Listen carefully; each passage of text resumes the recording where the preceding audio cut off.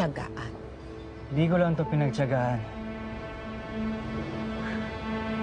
Nakipagpatayan ako para lang mangyari itong araw na to. Sabi mo eh. Olga, bakit nga pala nag-aalala sa'yo si nanay? Bakit? Anong sabi? Gusto niya raw makausap si Aling Beng. Pero di naman niya sinabi sa akin.